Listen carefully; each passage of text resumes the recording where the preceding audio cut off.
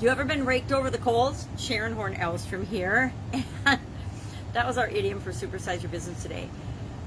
This is day 1,271 of What You Up To Now. This is the spot where I just share and talk about what I'm doing as I transition from the brick and mortar corporate world of business to the online world of business, where I was in my past and where I'm going in my future. Now this year I'm doing a little back and forth and doing some offline business things as well, primarily as a result of COVID-19 has gotten me to jump back into the real world because I see a huge opportunity for us, at least here in America, to create and bring different industries, different things back to America that we have globalized for, I was going to say, greedy reasons and money, and for growth and short-term gains. And I want to see some of those things come back to America, so I want to participate in a lot of that. Not a lot of that, but some of that. The stuff that interests me, where I know that I can make a positive difference. So, rake someone over the coals was our idiom today for Supersize Your Business. And I don't know about you, but I didn't know the origin of this particular idiom. It's from the Middle Ages. In 1565, it was documented that heretics, prisoners, used to be dragged physically, bodily, over hot burning coals as punishment and treatment and torture. And any kind of torture kind of course, makes me cringe.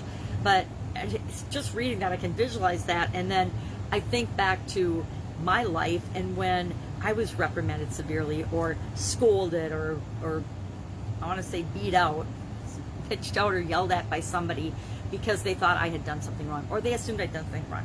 I can think of only a couple of examples of that because people have learned a kinder, gentler way of behaving, especially in the business world. Some have, some haven't. And I always ascribe to the belief that we should treat people the way we want to be treated. So if I treat people well and with dignity and respect, I expect them to treat me the same way. And if they don't, I usually just blow them off because I know that it's about them, that they're reprimanding me harshly or blaming me for something or yelling or screaming at me. It's more about what's going on with them than it is something that I've actually done.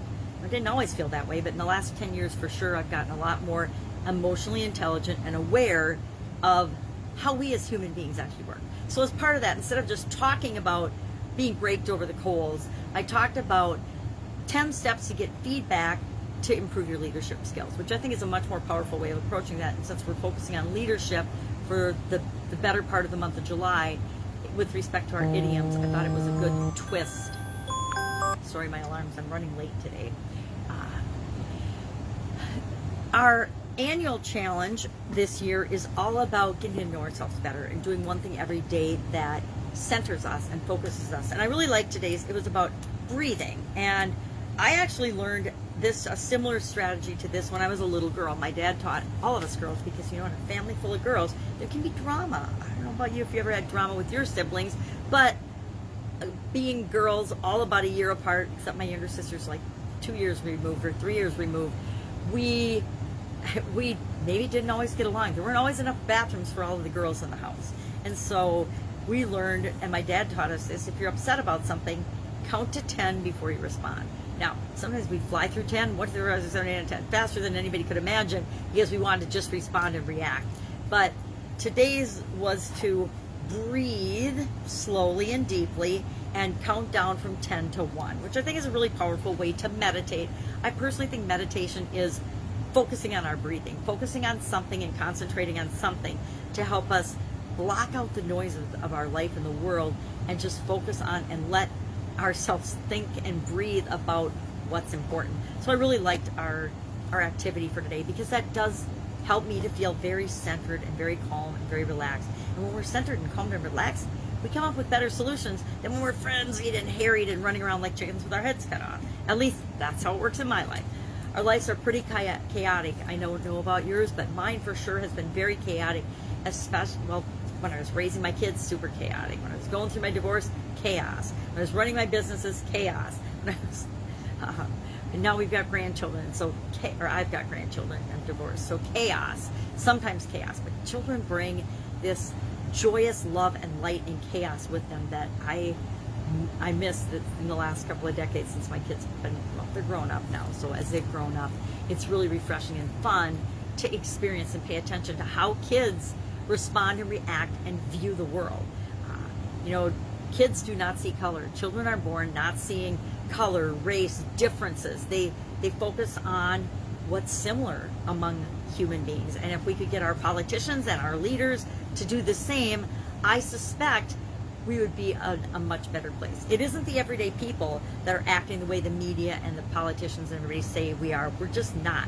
It's not that we have these automatic beliefs. We don't have white privilege. We don't have racist feelings. I think that it's a game and a political ploy to get attention and get power. It's a big power grab, and I think it's pathetic because it's hurting so many unsuspecting people, right?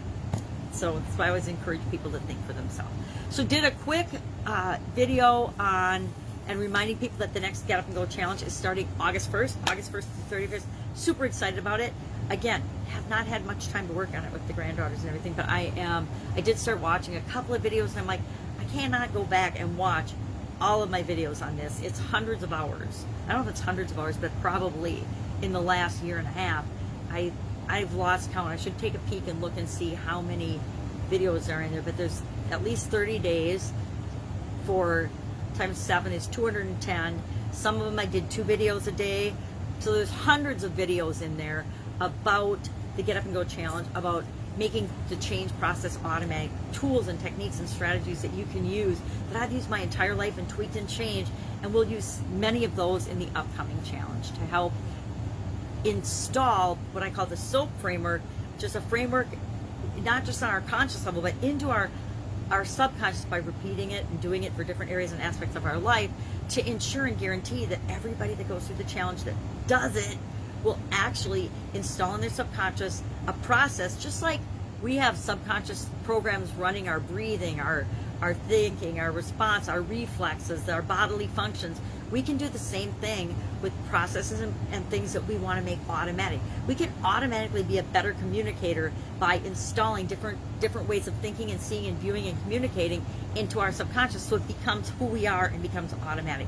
That's what we do with the Get Up and Go challenge. So you automatically know to filter through any change or challenge or thing that happens outside of you that is going to impact you through this filter of your own design that you create and put in your subconscious that will automatically deal with things. So by the time you consciously think about them, you automatically have a better way of dealing with them. You're coming at them from a position of strength, not in a proactivity versus reactivity. All right, that is what I'm working on.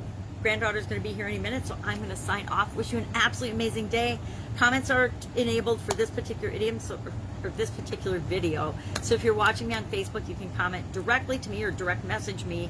Or if you have any questions or concerns or comments, share in the comments below or ask your questions so that other people can learn. I love it when people ask questions publicly, because chances are if you have a question, so does someone else. Probably thousands of someone else's. And if we can answer it and help you out with your next step, I guarantee we can help thousands of people out with their next step.